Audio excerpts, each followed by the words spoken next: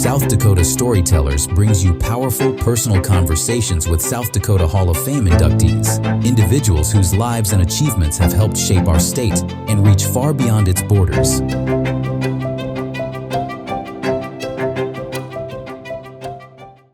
Hello and welcome. I'm Jack Marsh, an inductee in the South Dakota Hall of Fame in the class of 2020. And it's my honor today to moderate this conversation with my dear friend, Dick Brown.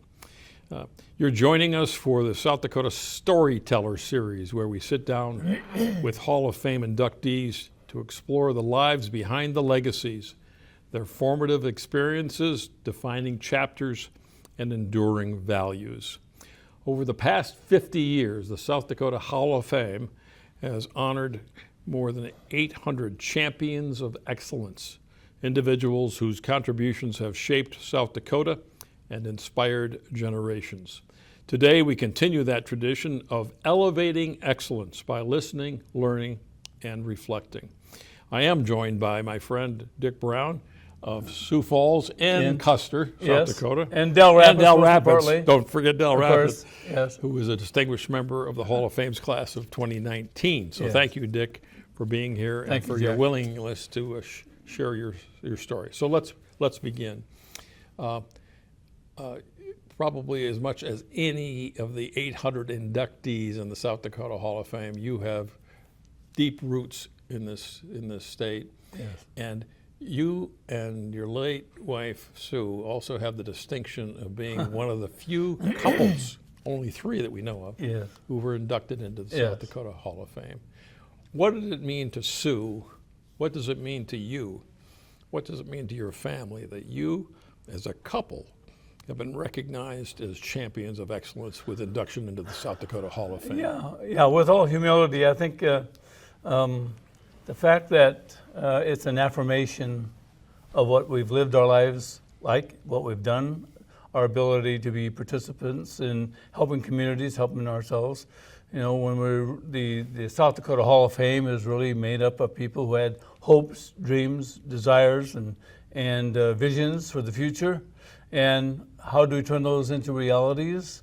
When Sue and I have now both been inducted into the South Dakota Hall of Fame, it's a great honor, and it's one that we felt obviously really good about, because you have to take a look at all the other lives that have been involved with the South Dakota Hall of Fame and the things that they've done for the state.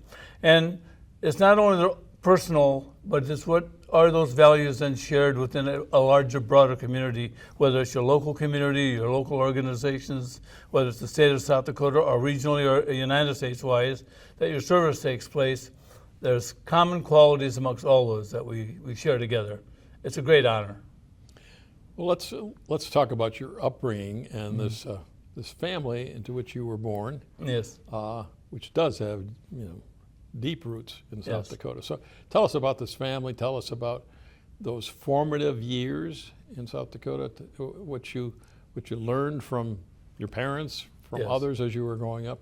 The values they instilled, the behavior they insisted upon. Just tell us about this family you were born into and those formative years for Dick Brown. Very fortunate to come from a very loving, caring family, actively involved in the community, their church, and the families go way back to our original ancestors who came here in 1854 from Norway. And then the other half, I'm half Irish, half Norwegian. That brings great things along with it, and sometimes some challenges maybe, depending on general behavior. But both sides were here in the 1800s. My great-grandfather served in the legislature in 1892. He served on the South Dakota. This is Eric Berdahl, the Berdahl side. And then there's the Brown side, who used to be Vesterbergs, but somehow we became a color, which I'm very proud of. When we came, we were Bruins and now we're Browns when we came to this country. That was also back in the 1850s and whatnot. They homesteaded here just up at Slip Up Creek. And some of their history and whatnot is there. My great-grandfathers served in the Civil War and was stationed up in Sisseton back in the 1862 to 66. And all this before statehood, of course. All this before 89 when we became a state. And that's why it was so interesting to have my grandfather involved on the Birdall side in the state legislature. The McCaffertys were the first sheriff in Edmonds County, up in middle South Dakota, north by Mobridge. My grandmother was head of the DAR in South Dakota, so that means we have some ties going back to the Revolutionary War. Early Irish folks that were serving on behalf of, I suspect they were anti-British because they are honored in that the Daughters of American Revolution stuff. So we have a history of family that's been involved in lots of ways individually. And when you think about dreams, hopes, desires, and where you want to go, imagine what it was like when they were over here in Slip Up Creek building a sod hut. The basis of the book for Giants in the Earth by Ole Rolvaag, who married my grandmother's first cousin, is really the history of that initial Norwegian site and what they had to go through. So those are the dreams and visions that took place early on, and then that was carried on by my own parents that were very actively involved in the state, local communities. My mother was the first woman president of the Del Rapids Lutheran Church back in the early 60s, and so that was a major accomplishment back in those days. So I come from a family of community involvement, community caring, broader outreach, kind of our Rotarian view of service above self, but it was just part of the nature that took place, not just in our family, but all the families that we knew in a small Del Rapids community that I was raised in. Ole Rolvaag's novel, which is really historic fiction, I would say, Yes. Giants in the Earth, has gotten a lot of new attention in the past Yes. year or so. Yes. I mean, I know a long-time South Dakotans will recall reading the novel when they were Yes. maybe school children, but the South Dakota Symphony Orchestra revived Yes. an opera written Yes. in the early 1950s called Giants in the Earth. Yes. Revived it this past spring. Incredible undertaking. Major. And so there was certainly with that revival, a lot more interest in the story of Norwegian immigration into present-day Minnehaha County Oh, absolutely. and the Del Rapids Yes. area. Yes. And you are a descendant.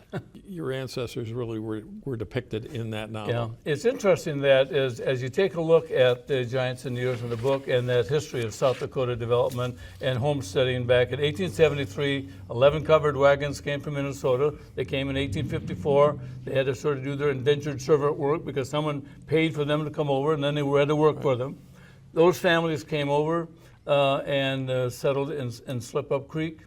And that history is one that the original diary handwritten by my great-grandfather, Eric Johannesson Birdall, is very much similar to what's in the book. So while it's a fiction in sorts, it certainly covers the acculturation issues that not only apply to Norwegians, they apply to any immigrants. And we have those, I'm sure, common day stories today when we have immigrants that come from all over the world, whether it's South America or Europe or in those areas, of looking for opportunity, hope, desires, futures, talking about visions, talking about dreams.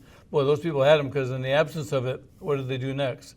To be part of that history is, and I'm not unique in that regard, but there is certainly part of our life that made a huge difference in our commitment to community at large, and why that should be important. And there's a marvelous artifact on the Augustana University campus, Yes. Ole Rolvaag's writing cabin. Yes. And if you present yourself to the right person on the Augie campus, you can actually get a key and you can let yourself in. Yes. And Yes. stand in that cabin where he wrote the novel. Yes. I mean, it gives me chills Yes. to think about it. And And they used to have a home. They used to have a home there. Now they've moved some of that because of the development of opportunities for Augustana University. Understand that. But it is his original writing cabin. Yeah, his original writing cabin, as well as the home that my father used to sleep in, and they could only speak Norwegian when he visited his grandparents. That was also on that same site at the Nordland Heritage Center. Okay, so thinking about your upbringing, Yes. what were the values instilled in you because of your ancestors and your parents? Remember who you are. In that sense, it is to a larger community and to yourself. Also, I'm from a small town where I had a cousin in every class in school, from senior down to kindergarten. This is in Del Rapids? This is in Del Rapids. So there was not a lot of misconduct that could take place that wasn't reported within 15 minutes of the days you had to ring up and find, hey, Mary, Dick's down doing well. So all of that. But the history of that is such that what we're attempting, the standards of integrity, of honesty, of cooperation, of collaborative efforts between one another, the broader community. When you improve yourself, you're also improving the community. It's always a win-win. And it comes from this original history of when there used to be a little farm on every quarter section. So everyone helped one another. And they needed to help one another, or they didn't survive through the difficult times of the late 1800s and then 1920s and 30s, that sort of thing. So all of that sort of thing, and a commitment to community, commitment to the family, commitment to your friends, and realize everyone has their proper place in the world in the sense of they have a place to be and need to be respected. Integrity, diversity, all those commitments. I know we may get into some of that stuff later, but that's what's been part of my thinking about life and how you treat other people from the very beginning. So you did your schooling in Del Rapids. You then went on to the University of South Dakota. Yes, we have two wonderful high schools in Del Rapids, St. Mary's and Del Rapids Choirs. I happen to be on the Del Rapids Choir public side. Graduated from there in 1962, and at the age of 17, after I graduated, ran into Bill Farber at the University of South Dakota, and that's where my brother Ellen, who was an attorney in Del Rapids for many years, still alive, 91 years old, was our first person who went to college back in 1952. So that sort of trend followed through, and there's a great commitment to the education side and knowledge. Wonderful, wonderful. So I'm not sure how, I'm familiar with your resume, your work resume. A lot of variety. Let me put it that way. A lot of variety in your resume. Yes. Take us through your work life, and then I really want to delve into your public service. Sure. But let's talk about. Take us through your work life. Well, for my early work life, I had a paper route at the age of 7 or 8. What were you delivering? Seventh grade. I delivered the Argus Leader, of course, and a fine organization that you well know so much about. And I had that paper out in Del Rapids, and we used to get up early on Sunday mornings and deliver 140 big Argus Leaders that come in on the bus, and they used to drop them off at the local. So that was my first job. And then from that, gas station work at the lumberyard, worked at the Del Rapids Quarry through the high school days, went to the University of South Dakota, and then from there, when I graduated from there I had a BA and MA there from 66 and 67. The United States Senate, I worked with Senator Carl Munt, Senator Scoop Jackson from Washington State, on the Committee on National Security and International Operations. What did you do for those two senators? I was a professional staff member on the at the end for the U.S. Senate Subcommittee on National Security, International Operations. We did a lot of the international speech writing for Senator Scoop Jackson from Washington State and others. And back in those days, there were other writers and whatnot, but that was part of my responsibility. I had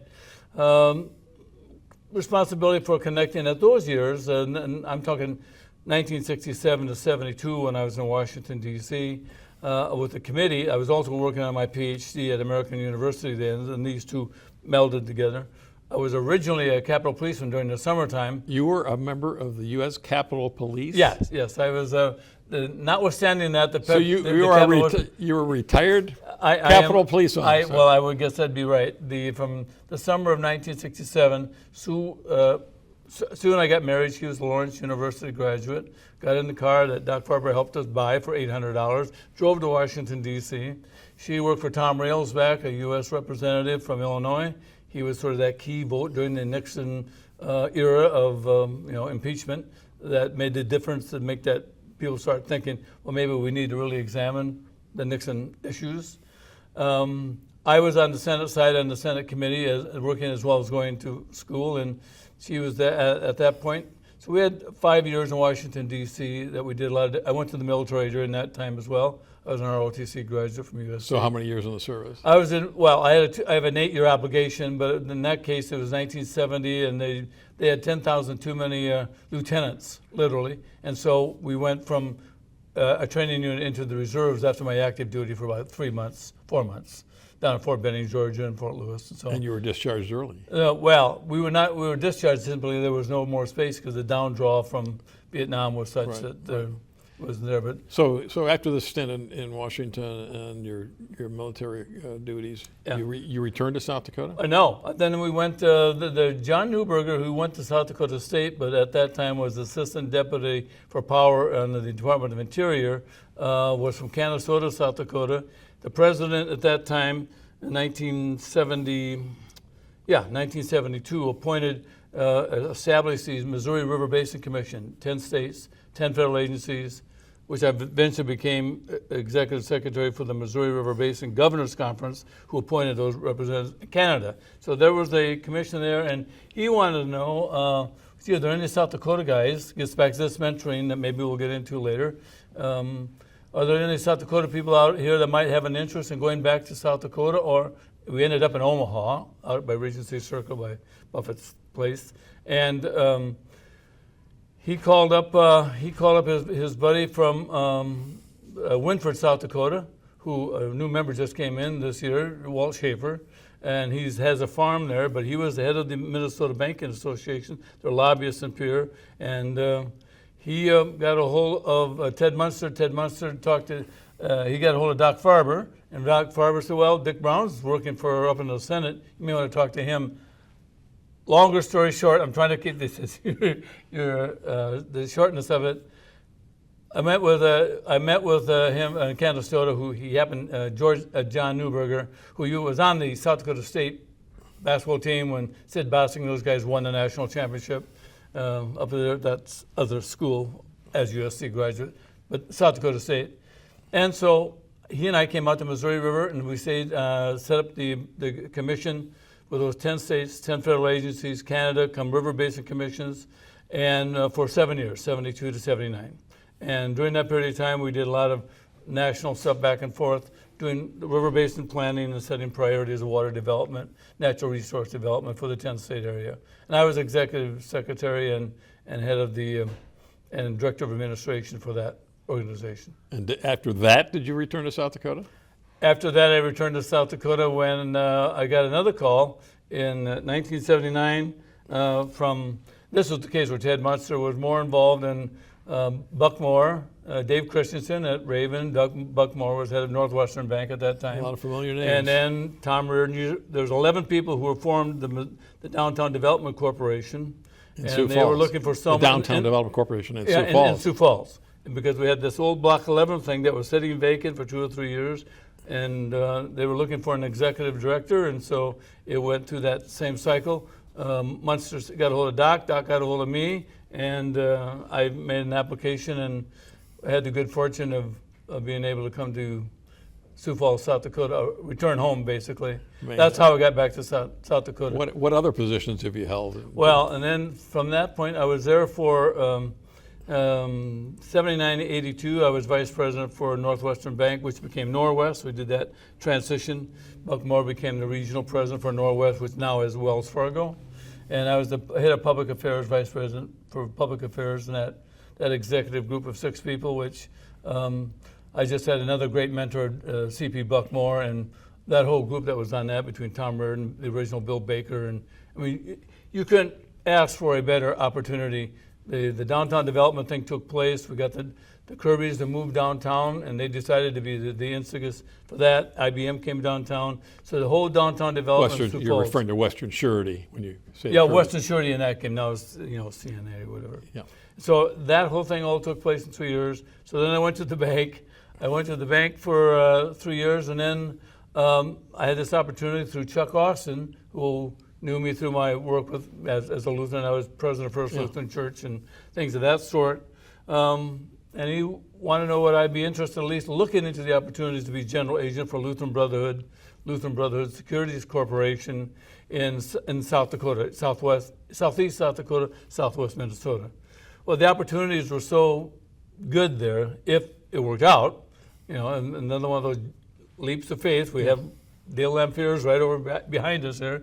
Jumped that open space, and I was there for about 20 years, and then I came back as a regional vice president after that period of time, which was a great experience. And Buckmore was one of the great mentors who said, if that doesn't work out, well, we sure like to have you come back and take a look at us again. And Marvelous people. And Marvelous, then made the difference. along the way, you start aging out and you retire, but you really don't retire. You then do tremendous work for Game Fish and Parks Foundation. Yes, I was a Game Fish and Parks Commissioner for 4 years. I was in the State Legislature for 8 years. And that... So what this represents is an incredible commitment to community service, public service. Yes. Where does this come from? Well, it comes from a family that's been involved in doing that from the very beginning, from 1854, that they arrived in America and had the promise. You knew you had an obligation to pay it forward. Well, first of all, I know that someone mentioned that I had expectation. The expectation in Del Rapids was you're going to be involved. If we need to do some work in the church, we need to be there. We need people to sing in the choir. We need someone to work on the baseball fields. We need, whatever the project might be. Everybody did that. It wasn't unique for there, and it's not unique in big cities either. But it comes from my family, and it comes from everyone that I've ever worked with had that same aura of values. All 800 in the South Dakota Hall of Fame have that same underlying commitment of service to a larger community above themselves. When I was able to be successful, or my wife Sue, or our families in different regards, when we made progress, everyone else made progress too. And that's the same thing. It's sometimes better to have 4 shoe stores, one on each corner downtown, rather than eliminating the other 3 and trying to keep them out. It all comes from family and associates, and that common value is what makes Sioux Falls unique in the sense of our regional area, that as compared to some other communities that are in other states close by. So you served in... It's a culture. I mean, you served in a number of appointed positions, but Yes. you also served in elected office. How many Yes. years did you serve in the state legislature? I served 8 years in the state legislature, and 10 years before that, I served as the district director for the East Dakota Water Development District, elected position. And then ran for a couple of offices, and some of those worked out, some of them didn't. Well, one didn't work out, but the process, the involvement, the participation is important. And the values that you bring with it, what you share, and how you continue after some of those hurdles aren't met. Sue Brown was your partner Yes. in life, and I bet she was a great mentor as well, and a great, Yes. great support. Yes. You were once referred to as the power couple of Sioux Falls. I think you were on the cover of the magazine. Yeah. The power couple Right. of Sioux Falls. The power of two. Tell us the love story of Dick and Sue Brown. Yeah. And tell us what it was like for you raising your family and. Oh, sure.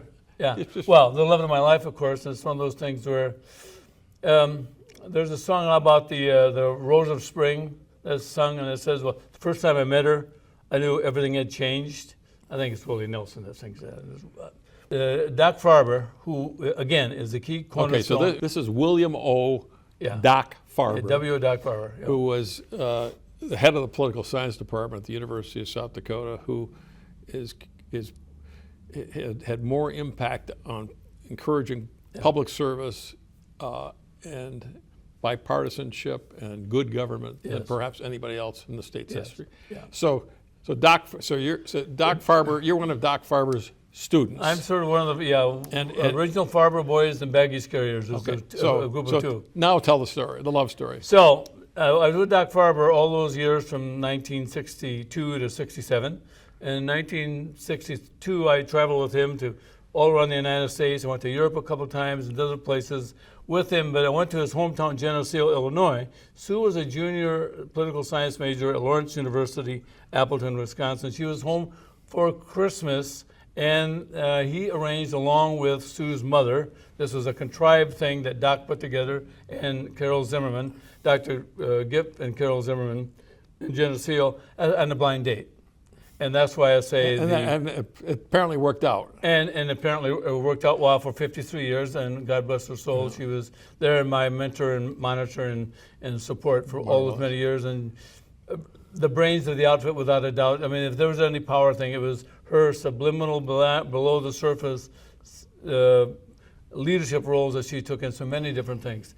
So we were we got married in 1967. We got in this car, drove out to Washington, D.C. We were there for 5 years. Then we did this whole path together. And she had her own career in that whole process. How many children? How many grandchildren? We have 3 children. My son, Matthew Brown, is a judge out in the 7th Circuit in South Dakota. My daughter, Tara, was a U.S. attorney with Fitzgerald, Chicago, for 10 years. She's a Georgetown and Northwestern Law School grad. Matt went to St. Gustavus Adolphus, well, I almost said St. Olaf, that would Gustavus Adolphus and University of South Dakota Law School. And my daughter Jenny, and Tara now is with Latham and Watkins, a major law firm in Chicago worldwide that does, she's some global vice chairman or something, but she takes on, as did Matt, as does Jennifer Briley, who is my youngest daughter, is a forensic psychologist in Minneapolis and got her master. She had a year and a half where she was singing in Tennessee, and then finally came back to the University of South Dakota. She went to the University of San Diego, then was in Tennessee. Came back to the University of South Dakota, got her BA degree there. Then went to the University of Denver and got her master's in forensic psychology. So she's a forensic psychologist. 7 grandchildren. They're all Lake Wobegon above average, of course, and that's the pride of my life, and that's what really keeps me at the age of 80 excited about. If you or anyone else in the Brown family has any legal problems or maybe any psychological problems, yes, they're well taken care of within the family. Matt would be better if when he was a prosecutor, because he worked for the Attorney General on some cases out west. His wife is a doctor who's a University of South Dakota Med graduate, and from Custer, and she's out there and does that stuff. So Matt stayed at home for 7 years, but he was a prosecutor. It's better if he's a prosecutor because they can determine whether or not they're even going to bring the case. Now he has to sort of sit there and make, like Solomon, a sort of good judgments and keep it fair and honest and everything like that. So, yeah. Let's go a little deeper on the role of mentors and role models. Yes. And you have rattled off several names of people who at various points in your life helped provide opportunities to you, guidance to you. Yes. Talk about the 1 or 2 that made a true difference for you in life. Yeah, no question that, well, beyond my immediate family, which one would anticipate, and their role has been extremely significant because of how they treated other people, they treated themselves, and their expectations of what our behavior ought to be as just civil human beings.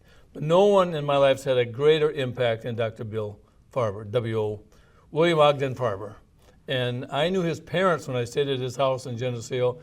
They're the same way. And so were his 3 brothers, all PhDs and whatever in the education system. But it was Dr. Bill Farber who took me under his wing to begin with, saw something, saved me my sophomore year the same way he helped to save Tom Brokaw. How did he save you your sophomore year? Well, because I was having a pretty good time being chairman, being a stroller, I entered as an honor student, but I was struggling that second semester, and he said, it's time for you to move from your current location over to my house. So I lived at Doc Farber's house for basically 4.5 years. Yeah.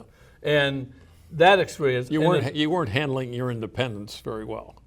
I was handling it well, but it didn't seem to be measuring up to the standards that other people expected, and of which I clearly knew was not appropriate. So I was having a good time. He sort of get over here, and then I was on the dean's list every semester. Thereafter. So Doc Farber, but the mentorship and how he's guided me and our family and assisted us and others, and to watch him work with other students, and there's a whole list of those. So what values did he instill in you? Well, Doc Farber is probably one of the most nutritious people. I use that word a lot about when I describe the relationships. I think you're a nutritious person. I hope to be a nutritious person, so that whenever someone has an experience with us, they feel that they've gained something and out of it that's really supportive and that sort of thing. Integrity, commitment to diversity, civility in public and private discourse, all of the above that you would say, what seems to be the right thing to do? So you'd ask, well, what would mom and dad say if they knew I behaved this way? Or, gee, I think they would have approved how I communicated or how I dealt with people, regardless of station in life, because that goes up and down on any trend line. That becomes a very important part. So all of those values is just integrity, the commitment to The commitment to knowledge, education, extremely important. The commitment to having visions, so the vision to see. I got that from Doc Farber. I got the importance of education from Doc Farber and my family and others. And by watching others that he's influenced. Al Newharth, another one that would be in that group that Doc would say, "Oh, Al, you ought to think about this." Al Or Newharth, Tom Brokaw. Yeah, that whole Larry Pressler. the whole usual group of wonderful suspects that you're glad to be just associated with. And then in the end, it's the will to do. And it's the will to do is, well, I have the knowledge, I've got the vision, but now what is it I'm going to, do I have the gumption to take the risk, to do something that maybe gets me to the point where am I willing to give up what I have for what I might become in a reasonable way? I mean, just put your money out there and say, oh, you hope red comes up on this wheel. But that's all part of the stuff that Doc Farber ingrained in you, and not just me, across the board. Incredible. I mean, Incredible. People that you would, secretaries of the World Bank that were past students of his. I mean, it just goes everywhere. So, I know that your family is your real pride of your life. Yes. But aside from your family, what is it that's brought you the greatest joy and fulfillment in life? Well, I think that it's an affirmation of everything that, and I've said this earlier, it's an affirmation by the Hall of Fame, which is recognized and lists all these sort of listings that you can do. An affirmation of the way that I've lived my life and the way they lived their life and what they would like to have me do. So the greatest element to this was my greatest accomplishment has been the willingness of my wife to follow me to South Dakota when she had a career in Washington, D.C., a career as a regional model cities director for Iowa and Nebraska, to give that up.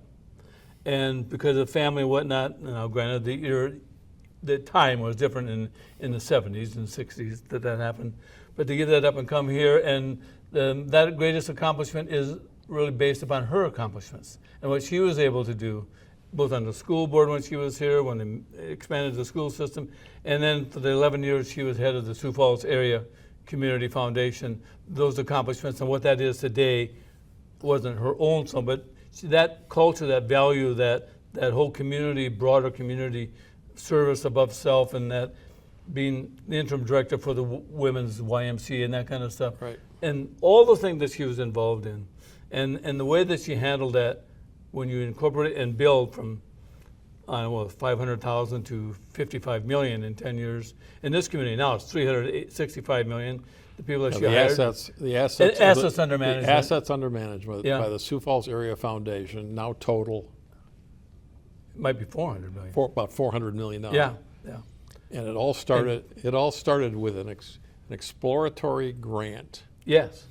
of $30,000. So one of my good best friends of all time, Bill Barlow, who Well, it's not quite right, but it's kind of right. It was a foundation headed by Al Newharth, Yeah. who gave a Yeah. grant to this Yes. community to No question. explore setting up a community foundation. From No that question. $30,000 exploratory grant, Yes. we have this incredible community treasure today. So That's a piece of knowledge I did not know, and I really appreciate knowing that, because that's exactly what we look for and what we honor by all the 800 people that are in the South Dakota Hall of Fame. That content, that thinking, because they don't have to do that. Yeah. I want you to imagine sorry. that you're a 20-year-old version of yourself, Yes. right? And you have the ability to give yourself some advice based on your full life experience. Yeah. What would you tell a 20-year-old version of Dick Brown, of knowing what you know now? Well, first of all, I would give them the book that I've given to you called Footprints on the Prairie by Doc Farber, because it talks about the fundamental values of being a human being. Respect, importance of supporting diversity, trustworthiness, integrity, dignity of others, all of those things that are put together, trying to make a meaningful difference in the lives of others. Those are the parts of it. And when you have these hopes, dreams, passions, and for the future, all of those can become realities. And the trend line, even though it goes up and down, Sometimes you want to do something, it doesn't work out. Boy, I don't know how everyone's going to get out of this mess. All of a sudden you are. There are always people there who are helpful, want to be of assistance or whatnot. At the end of the day, you still have to show up yourself. At the end of the day, Jack Marsh has to sit down in the interview and say, well, Al, I think I would like to take this major national position with you. Well, and then he has to decide, well, maybe is Jack Marsh the right person for that? Is Dick Brown the right person for that? But it's those opportunities, looking and supporting and helping, and that's the sort of thing that there's always hope. And never get down on yourself about where you're going to go. You're going to be sad. There's going to be different disagreements, but everything can always work out if you give it an opportunity. I know you have a real appreciation for this state, for its people, but you're also a realist. I mean, this is an incredible state, but we have challenges and problems. And so what advice do you have for future generations? What advice, I guess, do you have for us today to make sure that the quality of life that we have in the state not only can be preserved but improved? Yes. And that the things that you and I treasure about the state and its people, it continues, is sustained. Well, I think the key is that, and I know I'm referring to Doc a lot, but it's true. You have to think about what the possibilities are in the future, and the possibilities for the future of South Dakota are wide open. But with that, you have to bring to the decision-making policy table participants a collaborative effort, a commitment to partnerships, a commitment to trustworthiness, the civility, public discourse. Everybody has a right to their opinion. Not demonize someone because of what they may think, because you don't agree with it, it doesn't fit into your sort of value system and whatnot. We need to make the table bigger, and we need to be able to say everyone's invited here. We want and we cherish everyone's opinion. The more we understand, the more we communicate in an open way with other people, the better off we are going to be in public policy determination, public policy formulation, and then its implementation at the end. We need to care more about the broader community, because our own passions, desires, hopes, dreams, for them to become realities, then the community becomes that reality. Because when we succeed, everyone succeeds, and we can all be different. And you have to have this broader sense of how diversity fits in, whether it's personal choice or whatever it might be. Those are rights. They're not privileges. Those are rights. And privileges is something you can legislate. But a right is, granted, we can have different points of view, what's a right and a privilege. But from my legislative experience, a right is there. The Constitution tells you what your rights are. The privileges are, hey, you can get a license as long as you don't drive your car over 100 miles an hour 25 times in 1 week and get arrested 25 times. Those are privileges. So there's great opportunity in this state, but we need an open process by which everyone feels comfortable and invited to participate and become part of the solution. The last question, how do you want to be remembered when you're gone? Well, I joked with you earlier when Chief Justice Bob Miller said the other day, I just want to be remembered. And so, of course, my ego will say you want to be remembered, but I think as a thoughtful, I've given all sort of some of the adjectives that what kind of an individual makes, I think, sense and can contribute to a community. Those are the same thing. That I was a nutritious person that wanted to make a meaningful difference in the lives of other people in a way that was constructive and positive and didn't demean them or tear them down. I don't have to step on somebody else in order for us to, in joint hands, lift each other up. Dick Brown, thank you for sharing.